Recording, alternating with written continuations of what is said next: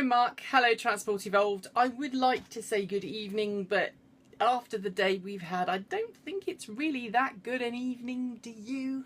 It's kind of a rant today. I'm really glad you had a good weekend, Mark, and I'm glad that you tried cherry beer. It does in fact sound very yummy. I myself had a cherry coffee. In fact, it was a cherry mocha, and it was said noms. Regarding the whole Chargemaster thing, yes, I know I'm still going on about it, but we did a story yesterday about a guy who found out through the Polar Network site that his electric car had supposedly been charging for 44 years.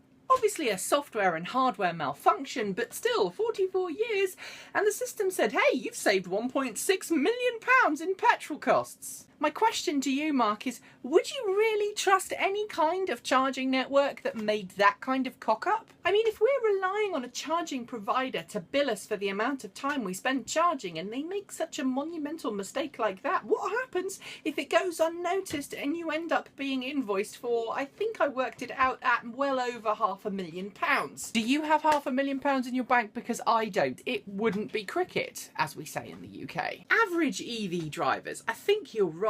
There are really no such things as average EV drivers. We're all just so different. You and I are similar in some ways and different in others, and I think that's probably fair to say for all EV drivers in the world today. That's the nice thing about EVs, isn't it? EVs are becoming so ubiquitous that anybody can own them. The thing I still struggle with is trying to get that message out to other people, and maybe the viewers have some ideas about how we can do that. Best place for EV charging. Love this thought. I have thought long and hard about this one. The reason why filler caps are where they are on petrol diesel cars is that they have to be as far away from the engine as possible. It's a safety thing. Unless you happen to be the mad people from East Germany who ran Trabant, who thought it would be a good idea to put the Trabant's petrol tank right next to its little two-stroke engine. Yes, I know the Trabant's engine has this little cute covered, quilted engine cover to keep it warm in the winter, but petrol next to engine's still a bad idea regardless of how powerful the engine is, because it's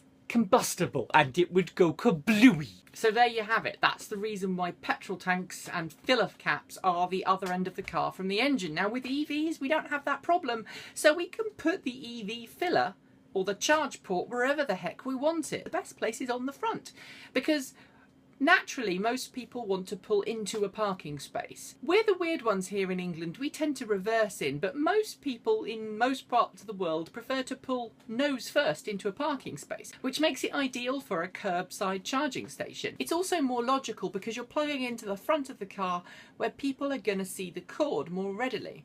Plus, you tend to walk past the front of your car to get in and out of it, so it's not like you have to turn around, walk the other way, plug your car in, and then walk all the way past the front of your car again. It's just more ergonomic. But what do I want to talk to you about today, Mark? Trenton, New Jersey, or more specifically, the New Jersey Motor Vehicle Commission.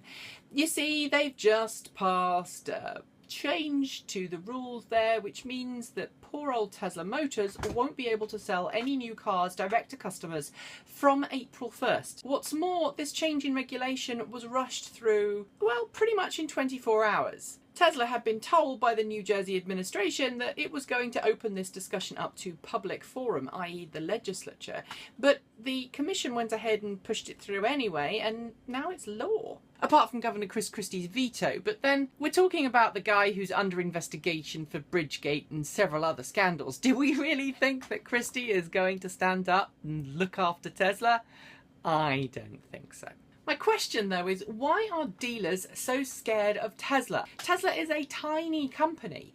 It's a tiny company by the automotive world, and it's a tiny company by everything else. I mean, most auto dealers today are worth billions of dollars. They are large multinational corporations.